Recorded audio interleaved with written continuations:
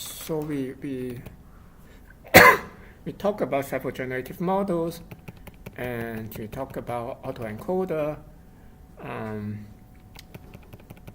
Actually, we started to talk about like kind of variational autoencoder, but I was kind of like I guess stumble a little bit. So I guess I will repeat quite a bit. So last time I used the CS231N slides. I guess it's probably, even though the slides are more appealing, I probably it's better to use my own slides that I am more familiar with. So the again, like the motivation of the variational autoencoder is that like, or maybe I should start with like remind you like the autoencoder is just you have the input, and then you have layers of network as usual, and then you have this kind of like kind of telescope, maybe like going thinner and then going wider again. So you try to train a model such that the input is the output is the same as the input. Then in the sense, if you train the model well, supposedly you will have a good representation in the middle layer there. And people is thinking like, can we use that to generate data like using autoencoder?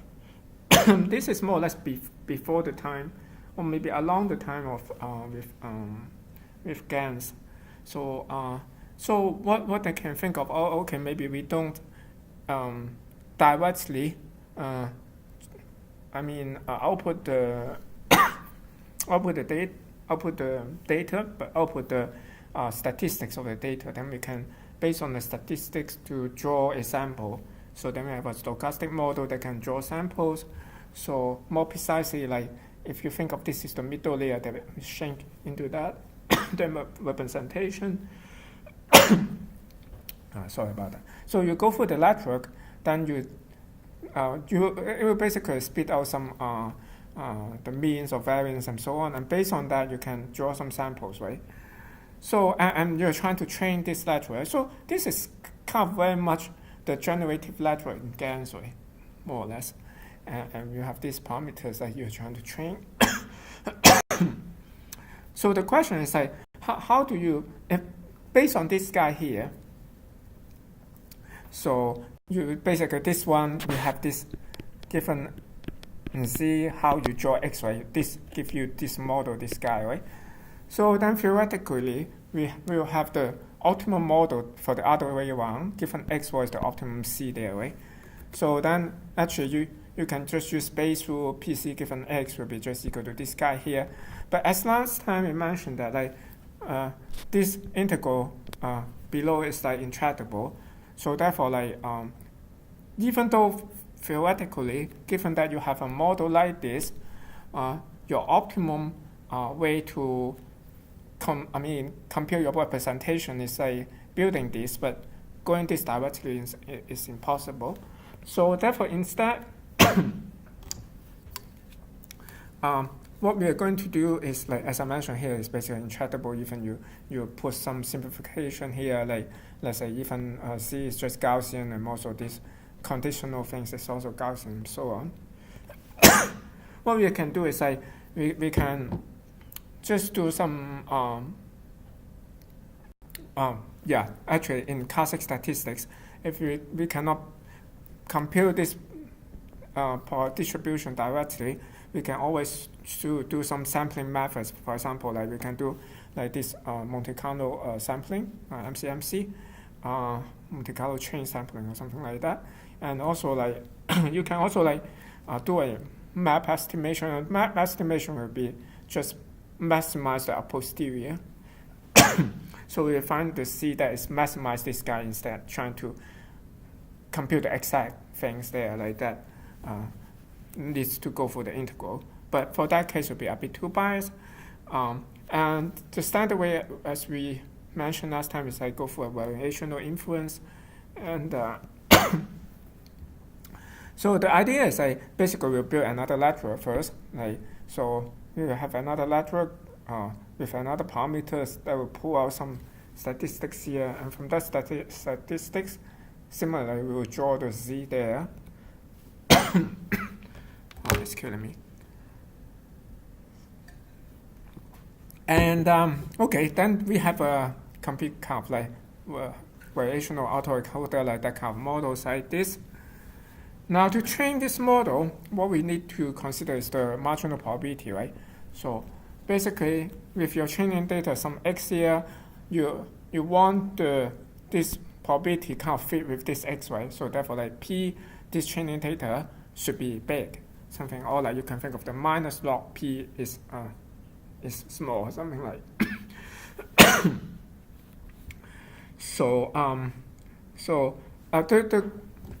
Basically the variational influence, the trick there is, instead of trying to maximizing log px or like minimizing minus log px, is trying to like count maximizing this lower bound of this log px instead. So know that, I guess, again, like if we have base rule here, if px do what we have earlier, we can write px as px given c. Note that this is like the generative model, right? On the generative network, parameterized by this theta here, multiplied by pc, we have pxc here, right? The Drum probability here, and pxc over px is pc given x. So therefore, pxc over pc given x is equal to px. So we have this. Now we just put in something dummy here, dummy variable, dummy conditional probability that like q find c given x on both numerator and denominator. Then we just rearranging the terms, like group the terms like this way, as you can see here. So then we have this is equal to this one, and note that this is true for all possible z, right? So in general, I can pull c out of this conditional distribution, qc given x there. If this is the case, I have this is equal to expectation of this guy here. Then what is interesting is that like this will first term, of course, our expectation is linear, then can add expectation to each of them. But remember that if I have expectation something like xp log px over qx, this one is actually called the Kerr divergence of p and q. Or actually maybe, let me write this like explicitly, this will be like something like px log px qx sum over xy. And this thing is the Kerr divergence between p and q, and somehow this is some kind of measure between how this p and q distribution are similar or not. This terms has to be bigger than or equal to 0. And also like this is equal to 0 only when p and q are exactly the same, basically. Or actually, yeah, you can think of that as the same. Or strictly speaking, should be like p and q is the same for any p that is non-zero. Or like for the what is that called? For the support of p. Yeah, but yeah, you can think of this like pretty much like for all practical purposes. It's like when p and q the distribution are identical, then this will be equal to 0. Otherwise, this value will be bigger than equal to 0. So therefore, like this will be like essentially this part will be the a lower bound, right? Because this is bigger than equal to 0. We may forget about this, and therefore, like instead of trying to maximize these guys, we're trying to maximize this lower bound instead. We call this elbow is the evidence lower bound. And of course, like this elbow is composed of these two terms here, right? That we have two terms here.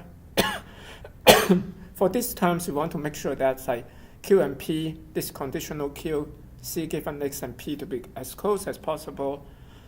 And for the other one here, yeah, as I mentioned here, we want these two to be similar. And the other one here is a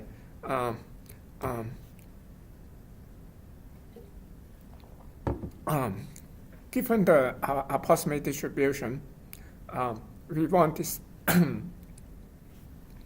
log likelihood to be large, conditional log likelihood to be large. And okay, it turns out that the first term is easy to compute given those Gaussian assumptions. You can even have a closed form for this guy here, and therefore like you can actually write it in terms of phi and something like that. For the second term, say you just need to do backpop, but the problem is here that like we have a random node C in the middle, say more precisely like that. So you have like x and phi drawing some C. Right? This is a it's not a deterministic thing, say going through C here. C drawing from x and phi is not deterministic, so but it's like random. So therefore you cannot just write like partial C, partial phi or something like that. Like each time a bit like different. So therefore like or of course you can take an average or something like that, but it won't be very convenient and efficient. So but luckily people comes up something like called reparametrization trick. So basically instead of like we have C here is like random, we just pull the random part of this function here, pull it out somewhere, and this epsilon here typically is just a random normal Gaussian, something like that. And this epsilon will provide this randomness to this F here, to the output of C here. And therefore, like this part now is like deterministic. So since this part is deterministic, you can do like normal backpop as usual. So, and by the way, like this variational autoencoder and so on, like lots of this work is based on like Kingman and Whirling. And I mentioned about Whirling is like one of the students of Hinton, like work in Netherlands, and that he mentioned that like when he started to just go through like all this paper in the last 50 years of Hinton, and then like you get some idea. So finally, like okay, just quickly put things together. Like roughly, we have the model like this, right? So we have input. So we have an encoder network, output this statistic here, then pull stuff here, and then from here this the representation of this x here, and this x go for a decoder network. Then again I randomly sample something. Then we have the output like here. So to train this network, each time we have this input here, we pull something here, then we start to backpop all the way, and as usual, like I'm also use this reparametrization trick as we mentioned earlier to update this filter and phi, and then we just train like as usual. And of course, then this part is the generative network, right? This is basically like the part in GANs there, and you can use this to generate data. For example, like typically you control C to have a normal distribution and have a univariance, and also a CL mean. And this gives an example to generate like MNIST data, for example. So this is just two components of this C vectors here. Like so, you see that's you evaluate different components of the C vectors. You have like different effect here. So but one thing I like to mention, like this effect is kind of entangled, right? So you cannot just say if I move this way, it will it will get you a 1 or something, and move this way will move here up to certain part here is like all 1 or something like that. But you have like 1 is more or less in this region. It's like these two variables is kind of entangled to each other.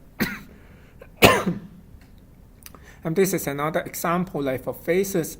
So you can trick two of these parameters. This time they have this is an example. These two parameters is kind of disentangled. So you have one parameter basically just controlling the pose of the head, and then you have another parameter controlling whether it's smiling or not.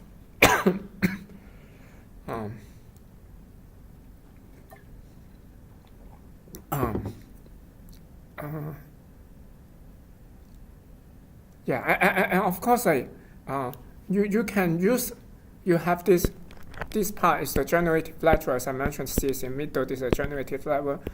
We can use this part for discrimination, right? For classification, right? So you have X coming in. You can use this discriminative part of the variational autoencoder to generate the features, and then use these features for classification. For example, in this case, it would be a perfect classifier for classify whether someone is smiling or not, right? Because you can simply extract this parameter here.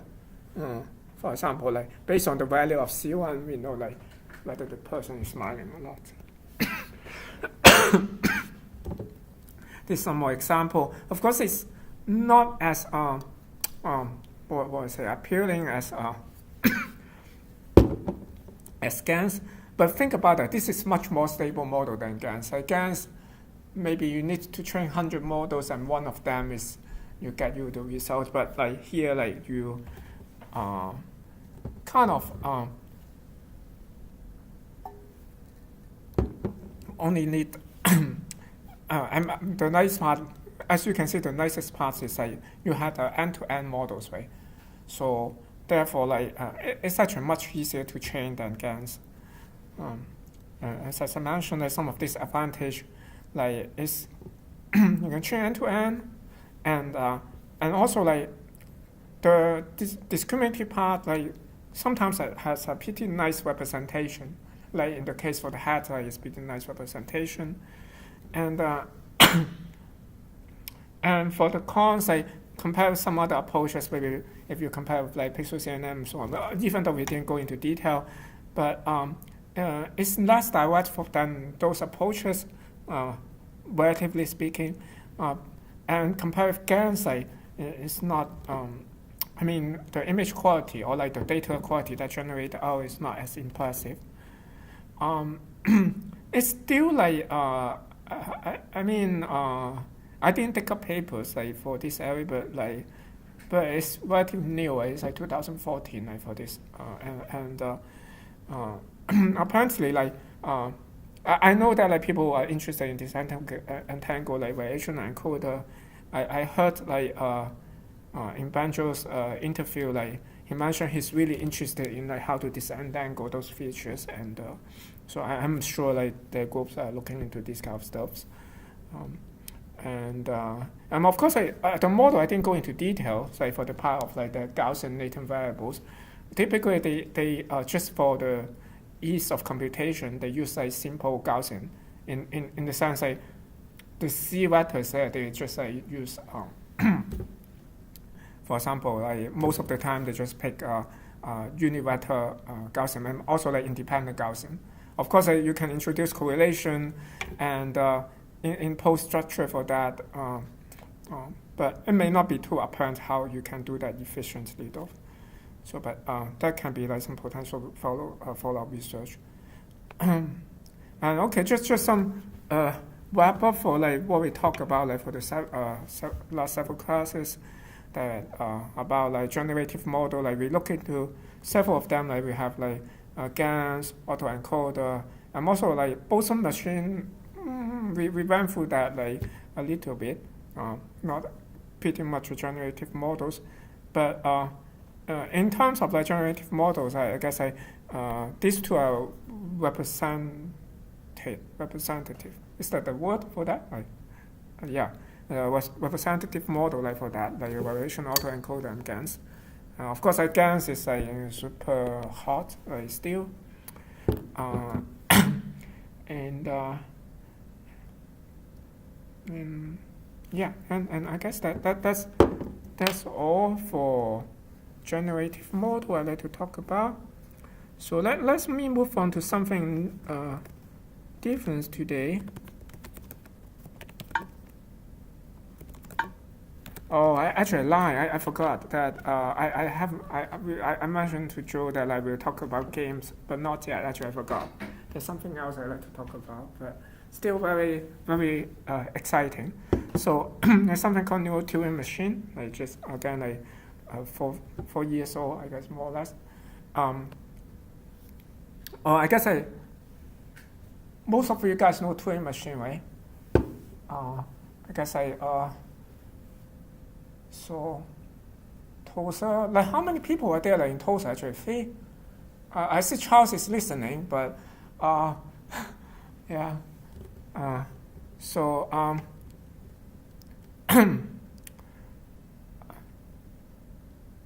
I should ask like, who doesn't know Turing machine? Just high level, like what is Turing machine?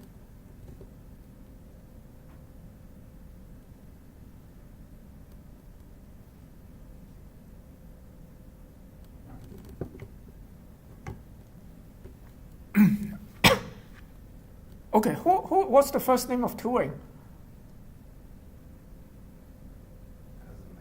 Liz Turing? Yeah, Alan Turing, yeah. What did he do? Yeah, what did he do?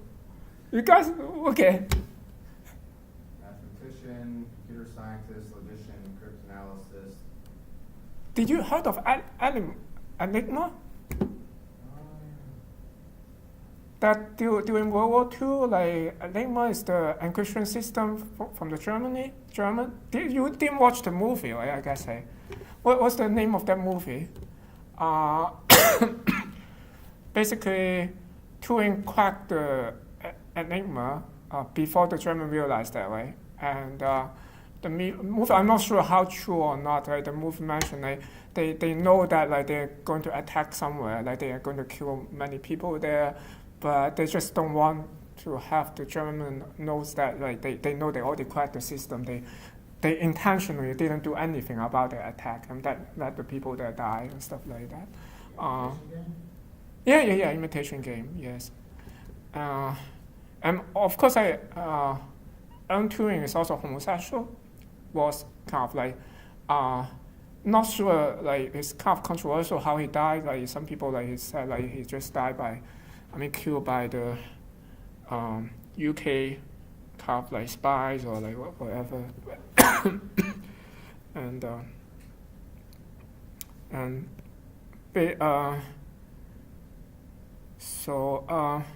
and Turing machine. Okay, maybe I flip to Turing machine first.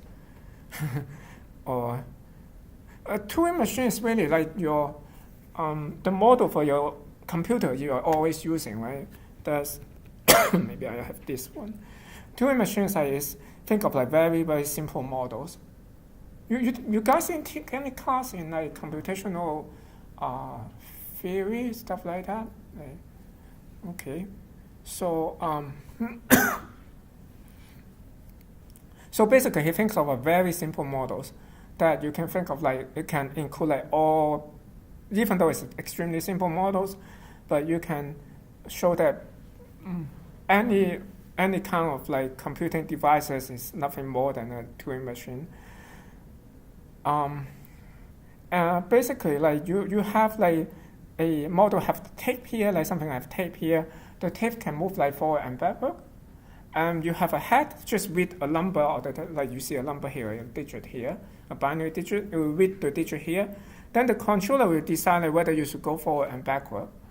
And that's basically the model. Like you read, and then after reading, you can move forward and backward. You can write it back, and then you just have a controller decide what you're going to do. But this extremely simple model basically can you can show that any computers is basically no more powerful than this Turing machine. Anything can be solved like by a modern computer can be solved by this Turing machine, kind of with the same efficiency. Like of course, like in terms of like theoretical, I say something that kind of like Turing. Okay, actually, before telling more story about Turing, let's talk about like why we bring this up. So basically, we spend some time on RNN, right, or these memory models, right? So you have the memory models. Even for LSTM, like you try to extend this short-term memory, it still tends to forgotten like after a short period of time. So and for more complicated tasks, like you need like longer term memory, right? For example, like an example like for a Q&A system, what I mean by Q&A system is like you have a question and answer. Maybe you need to read through a long paragraph, or maybe even you read through the entire book, and then afterward they will ask you some question. You try to answer that. So then apparently you need much more memory for that. And of course, actually you may even need some background knowledge that will be like, okay, even more memories. And apparently LSTM is good like for maybe like 100 or 1,000, but you cannot go beyond like a lot like for the amount of stuff you can memorize. So what we want to look at is this. I think this is around 2014. Like this is actually by Alex Grave. I guess it's the first author. I don't quite remember whether he's involved in LSTM, but he is a student. He was a student of the creator of LSTM, so therefore he knows very well like the goods, the pros and cons of LSTM. So I guess that motivates why he want to look into this. Actually he worked on this when he was I forgot his Google Brain or DeepMind anyway. So he wants to have like a model is very much to a modern computer, or like if you can think of a Turing machine, Turing model. So you have some storage device, you want to remember something, put in the storage device, and then you have controller to decide like maybe read something like from the memory and decide what you're going to do to the memory, or you write it back or stuff like that. And also like will have larger capacity, like in terms of like computation and in terms of like the domain you can work on. So I showed these slides just now, but I want to ask, like, do you recognize these two people?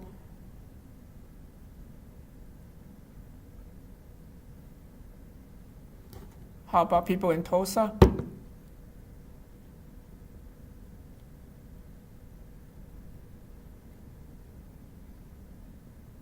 I would say one of them is, yes, Charles?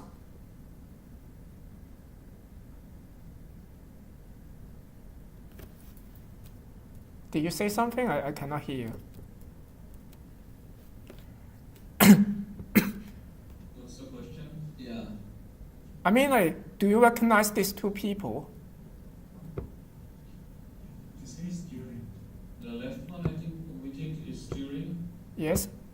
And the right one, we're not really sure. Charles Babbage.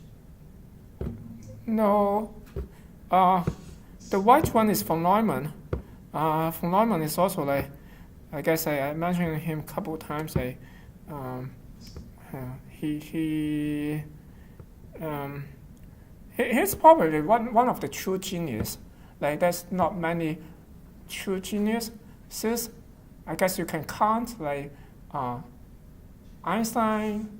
I'm not sure. Like okay, that sometimes is different. Like Euler. And last century maybe Fermi, and also like Ramanachandran. I am not sure I pronounce his name correctly. It's the Indian mathematician, but like he's one of those. He was also involved in the Manhattan Project, and actually very interestingly, they are very contrasting. Like actually. Von Neumann is more senior to like Turing. Like, of course, like Turing was a British, so like but von Neumann was initially I forgot Eastern Europe, like which country I forgot. But anyway, he moved to the U.S. and he was a student of the really famous David Hilbert, and he was as famous of Hilbert, and he's kind of pretty unusual in terms of scientism. So he's a super party animal. He likes to have party every week, basically. He will buy a new car every year, and I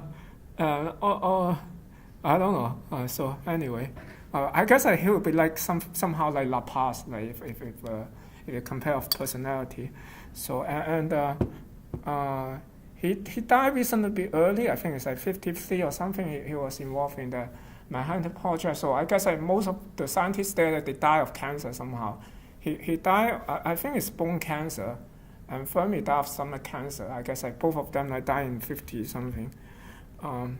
So anyway, this is a picture, and of course he's basically, what I mean is very rare. For example, if you compare with math skill there, Einstein cannot compare with these guys. He has footprints basically in every discipline, like mathematics, physics, economies. He has a large contribution in game theories, quantum mechanics, even information theory. He told Shannon that you should call entropy. Shannon at the beginning said that I want to call this information measure. He said you are stupid. No, he didn't say that you are stupid, but he said you should call this entropy because physics is called this thing entropy. It was introduced for a long time, and also no one actually know what does it mean by entropy. So when you are an argument, when you bring out this is entropy, then no one knows how to argue with you. So therefore, Shannon, yeah, you're right. Yeah, so he picked entropy. So yeah, that's the Turing machine model. So, but anyway, as I mentioned, Turing machine is really powerful model. So basically, unless you consider also the quantum Turing machine or quantum model, every classical model can be simplified into a Turing machine model. And what we're interested in here, Alex Grave and so on, it's not trying to reinvent the wheel or so on. What they want to do is they want to build a model such that it's not like you can write program into that, but instead it's you have input and output, just like machine learning. You have input output, you expect input and output. You want to be able to have some algorithms to train the system to generate program for you. So they will automatically do the task. Instead of you writing the program, you have some machine writing the program. And of course, one difficulty you can think of if you have a classical computer model, you have the memory there, right? You need to memory access. So you need to read some memory and then out write some memory somewhere. And this operation is not differentiable, right? Apparently, this is kind of a discrete operation. And that's the part is probably his main contribution, I would say. And it turns out it's not really that difficult. And I give an example here. One of the tasks is trying to solve a very simple task, just trying to do a memory copy. You have a block of memory, and then you try to copy from one place to another place.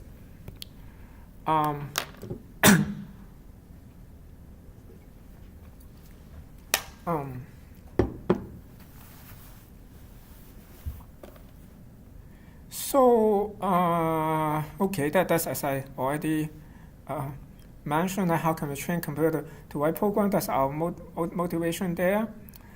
The trick here is doing some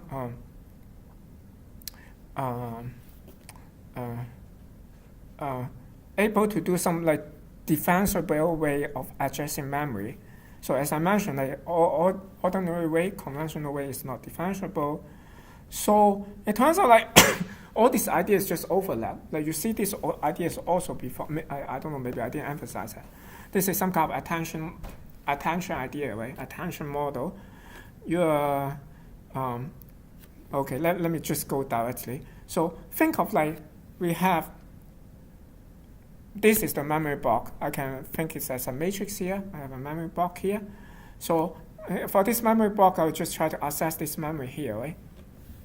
So unlike in our PCs, we are not trying to just read or write a particular location, but instead we are reading and writing the entire memory bank at the same time. But we have we focus on particular part, some kind of attention here and there.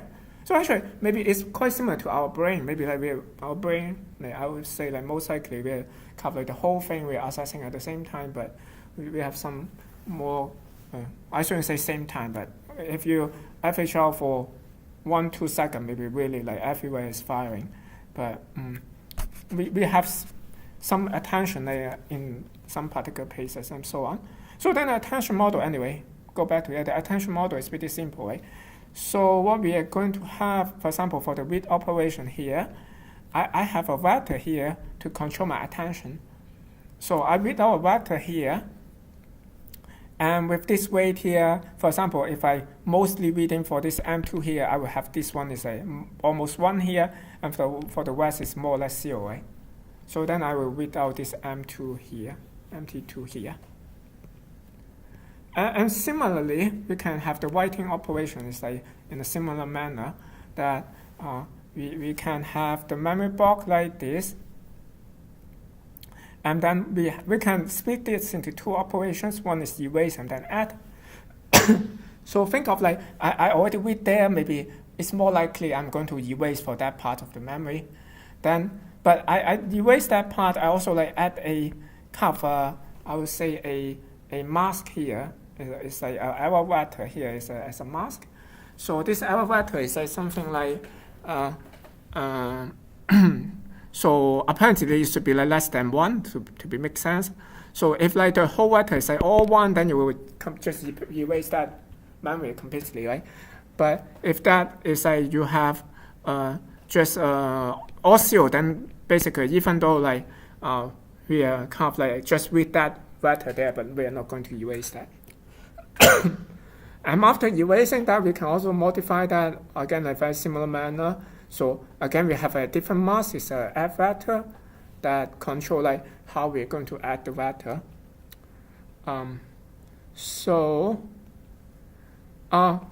Actually, there's a more detail, a little bit more details besides the reading and writing. So, but we will go into more detail here. So we have, as you see, we have this W here, the attention vector that we mentioned earlier that will be updated like every time steps, right? And basically we have this controller control how this is going to be updated.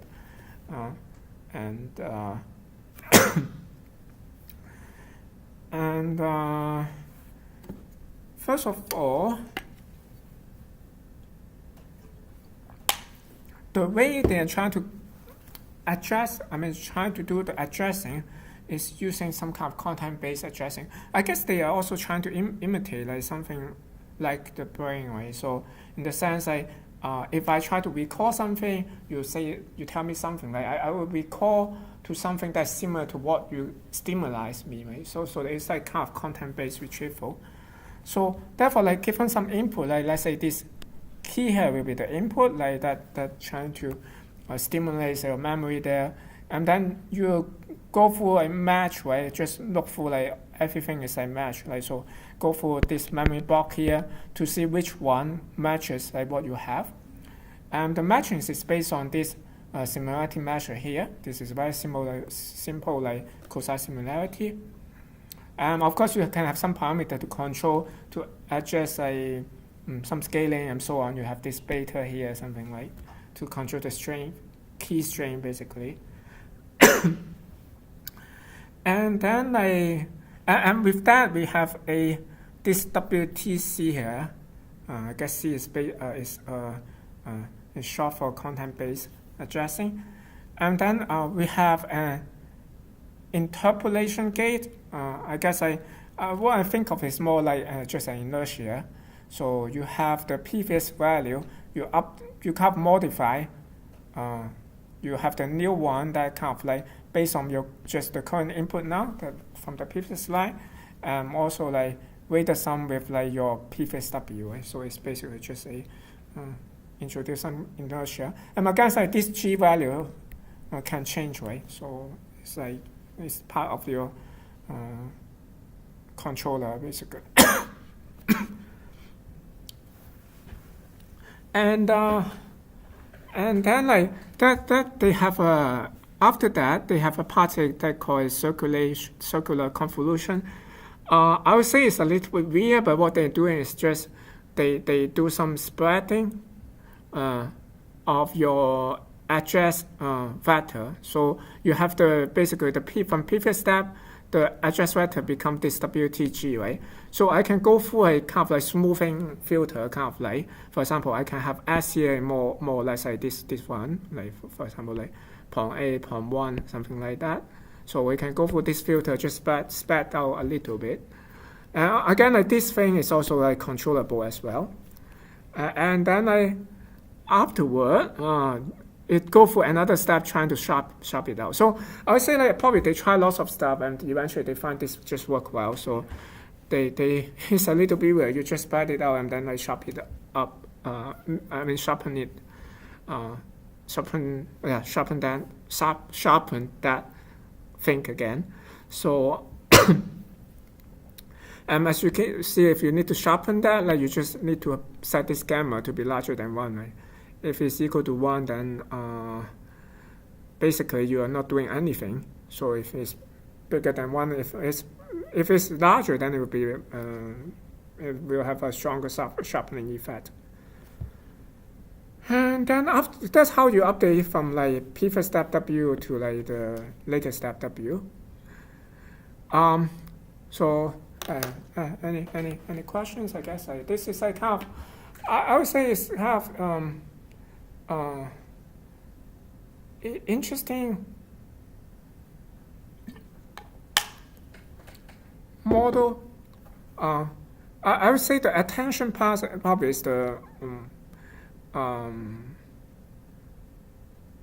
once you know how to do the attention part, then the rest is a little bit ad hoc, I would say. But I would say, I personally I think that attention part is probably the key contribution there. But anyway, in the paper they went for lots of different experiments, in particular trying to compare with like LSTM, and we mentioned they have this controller, right? Because you need to figure out like what are these control parameters here, right? So what they do is like basically they based on the current state and also the memory, they will try to kind of go through some kind of controller to get this value here. This controller can be, for example, like simply a feed-forward network or like an LSTM.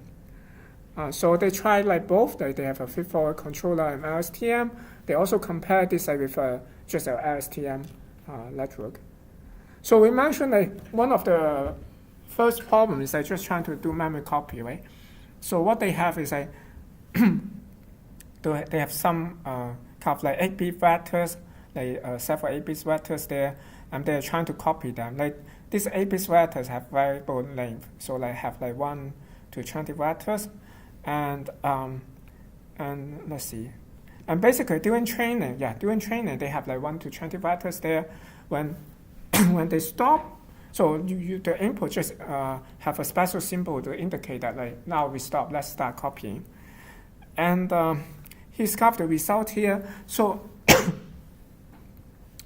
because like training is only for you only see inputs like up to 20. Vectors of 20 length, right? 20 length block. So anything above is kind of like generalization. Like there's no promise that even you train well, you are able to generalize. So they indicate that like it's generalized reasonably well, at least up to like 550. Like you have like several errors here. 120 you have more errors, but still like you can't able to generalize. Yeah.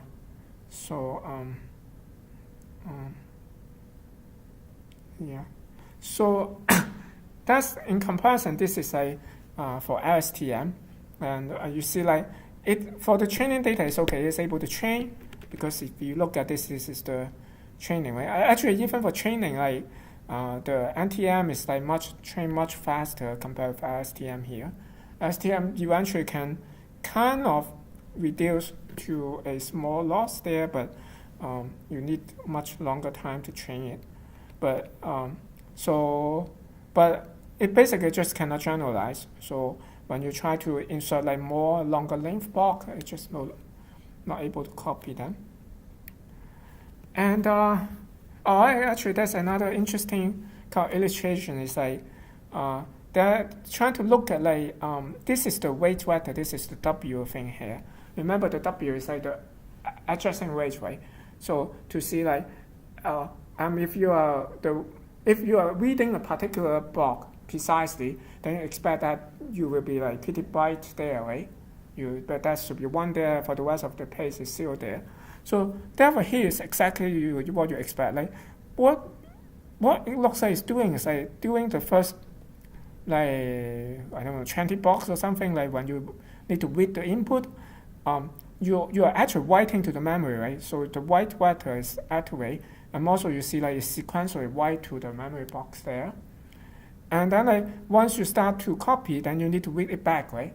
So then you go through this memory again, like the weight like from here like up here, and then you just read back the corresponding memory block. And then they try a second experiment is like trying to repeat memory copy. So this time like you're not going to copy just one time, but you copy multiple times. So you have basically a block. The length will be like this time is like from 1 to 10 bytes there, and then you will need to copy like 1 to 10 so many times during training. Basically, the training is 1 to 10 so many times, so again, actually all of them like is able to train. Like even LSTM able to train. The problem is again is how it generalized. So for LSTM, so here like basically again like this is for example this is like for length 10 blocks, and then I need to copy 20 times, right? This is like length 20 blocks copy 10 times, and for LSTM just cannot generalize in both cases.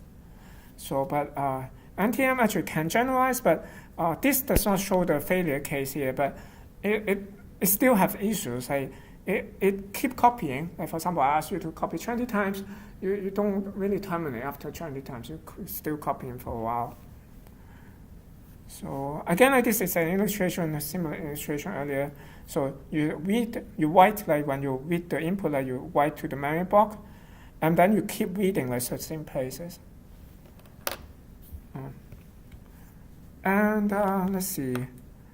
This is another problem known as associative recall. What they're trying to do is like they have a groups of like three sequence 6 bits binary vectors. Hard to say. I mean they have group like that. This is all 6 bits. Like this one vector here, one vector here. Like a group of stuff like that. Yes. Something like this. And then like it will just keep input this into the memory. Then the task is basically like you input this to the memory. Then you just at the end like you also input one of these. Oh, let me just erase this. Input one of these to the memory here. Like you see, like it's let's see.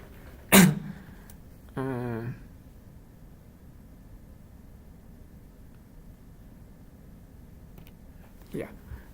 Basically, okay, yes.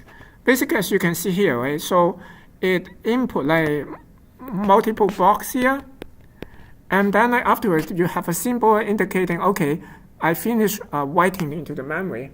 Now I will ask you like, what's the one just after this guy here? So then you ask the machine to go back to look for the box just after that one and output that. So this is basically the task. Is that clear? The task? Yeah. Okay. So so actually this also indicates like what it did like in the parts there. They is writing the memory sequentially, and when it need to read it out, it go back and read that part correctly. And this associative recall is more challenging problem.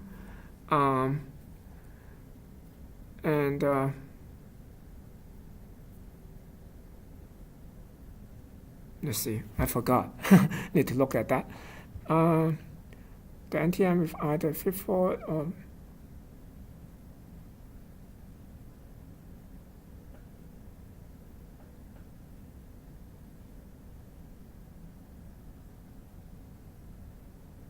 Oh, okay. Let's see. This is 3 6-bit. Oh, okay. Actually, again, all of them able to train to zero errors, but again, it's the generalization that differ. So for this is the number of block, right? So for LSTM, basically, it was trained to have 6 of them. Is that I forgot?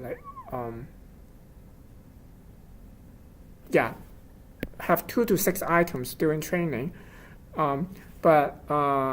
So once you kind of trying to generalize for LSTM, even you raise the number of blocks from 6 to even 8, 10, immediately the error rate goes up very quickly. But for NTM, with different controllers, just you can generalize much farther. So this is another experiment. It is trying to test whether this NTM could kind of adapt to new predictive distribution.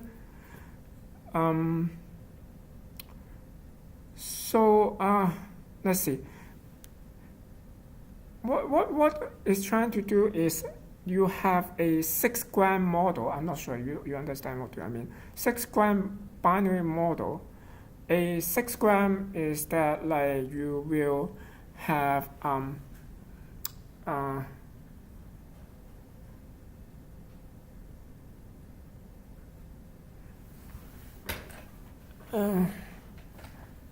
something like if you are given previous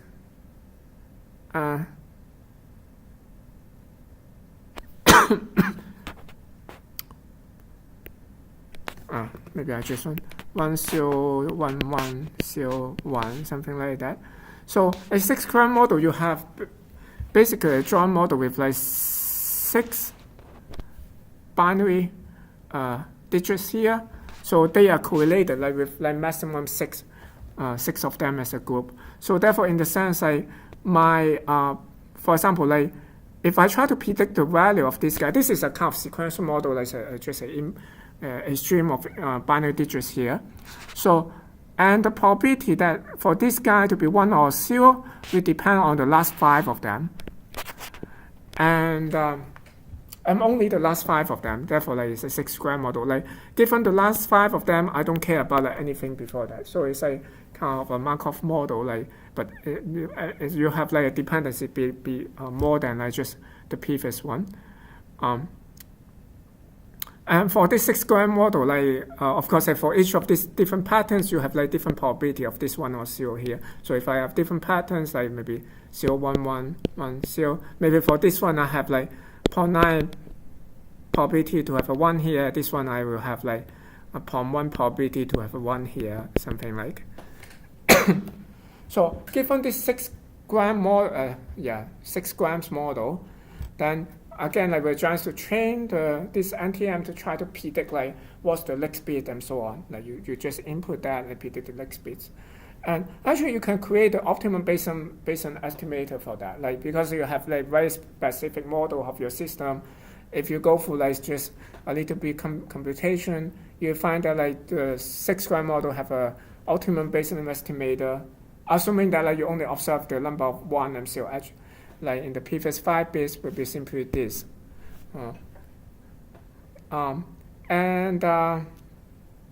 Actually, I guess the original paper said that this is the optimum Bayesian estimator, but this is not really the optimum Bayesian estimator. This is the optimum Bayesian estimator, assuming that you only consider not knowing the exact pattern, but only know the number of 1 or 0 for that. But anyway, assuming you only know how to count. But even for that, basically, you can see all the models we described earlier cannot beat this kind of Bayesian estimator. So this is the result here. The kind of optimum estimator is here. So then we have LSTM and NTM and so on. So of course LSTM is kind of worse. And there's a look of some of this prediction here. This is the input. What's the prediction from optimum prediction, and also like from NTM and STM and so on. And something interesting is like if we again like look into the width-weight vectors, the weight vectors there, because if unlike previous case, you see like the white vector. Apparently, like what we are showing here is basically the green arrows corresponding like the last pattern is 0010. What I mean is like when I when I see these green arrows here, the input like at the previous location here is like bigger 0010. I'm actually you can even read it here like let's see. Yeah, 0010, right? And then here also like 0010, right? One is like the bright one. So and for the other one is like 0111 is for the red one.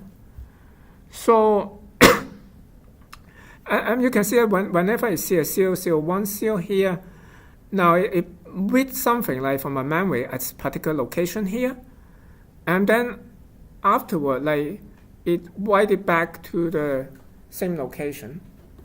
And also like each time you have the same pattern, they're doing the same thing. Like you read the same location, you write back to the same location. But notice that like unlike previous cases, like reading the weight is like always the same, but when you write the weight, it's getting smaller and smaller. So a conjecture by the author is thinking like maybe they are doing some kind of counting. So because when you do each time or think of like if not counting, it's like because you need to take into account you when you write back the current contribution. When you read from previous from the memory block and add back like your new contribution here, because as you see more and more this same pattern here, the contribution from whatever already stored should be higher, right? So what you added in, like the new information should have a less amount of contribution, like to the I didn't say it very clearly. But anyway, like okay, I guess I was just faithful because I'm out of time. So are you kind of like okay? Anyway, so I guess I will just and they did another one is like for this priority sorting experiment that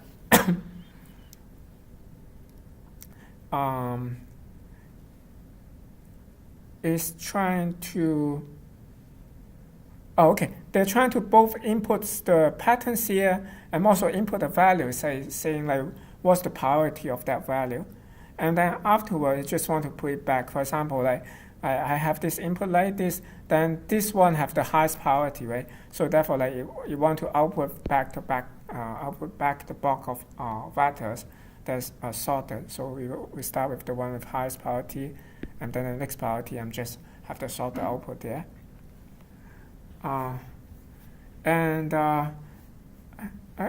It's kind of interesting. Like, of course, it's doing okay.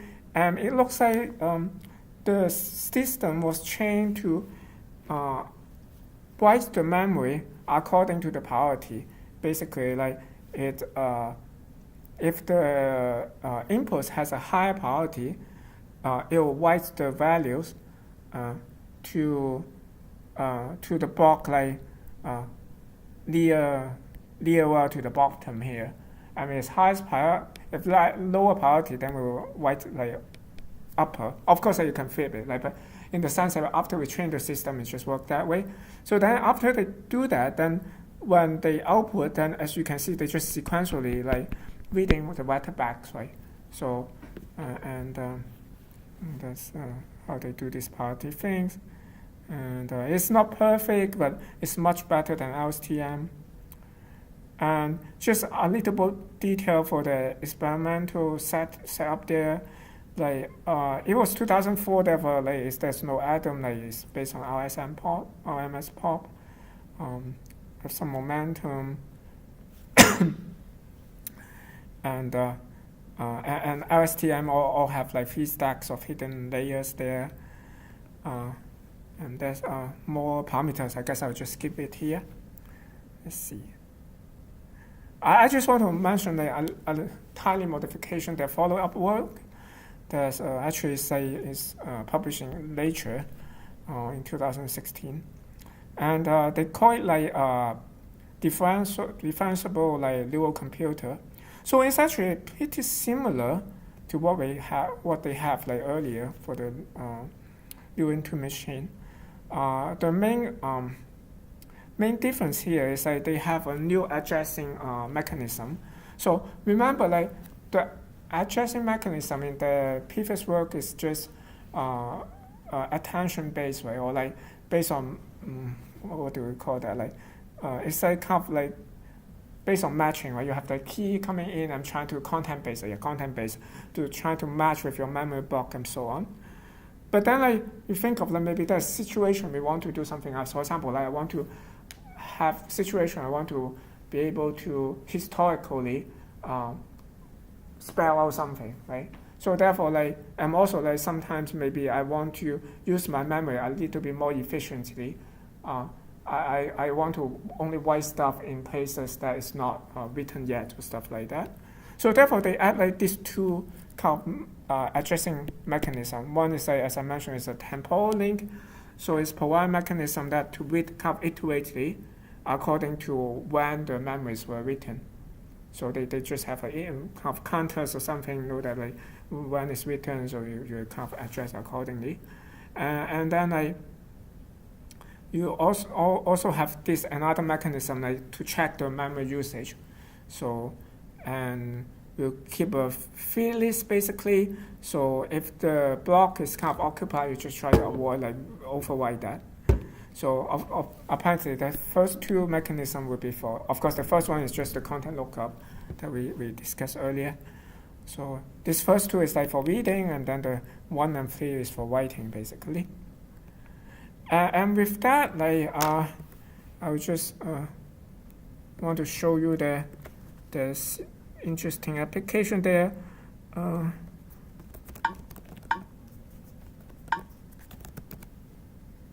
Do I have connection here?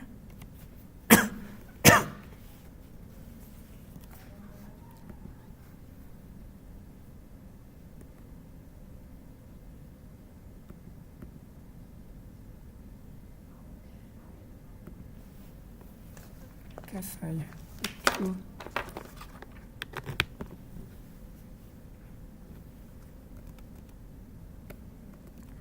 I'm not sure. It's low sound, or it's supposed to be low sound anyway.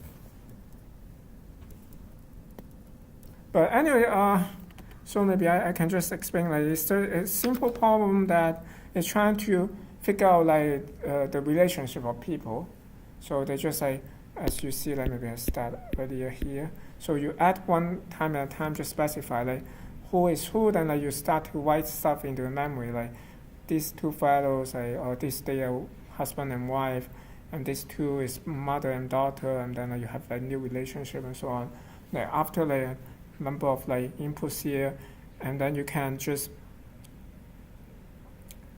kind of ask questions to see okay, who is who and what and so on and so forth, how they are related, or or in this case basically who is Freya's maternal great uncles or something like that. So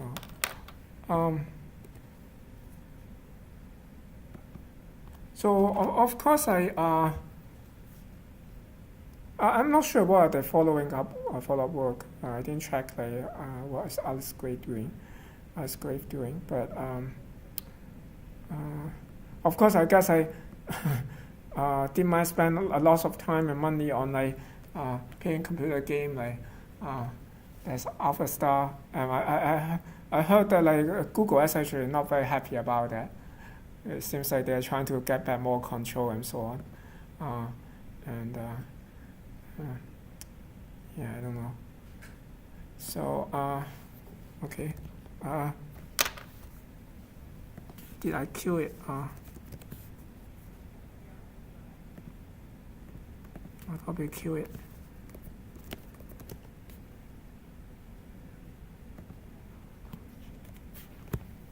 Yeah, so just a quick conclusion. So we just talk about this NTM and I guess the main idea is like how you can make it differentiable, right? If you can make the model differentiable, then you can do back problems, so on. Then things get interesting, and then after that is I guess many of this is just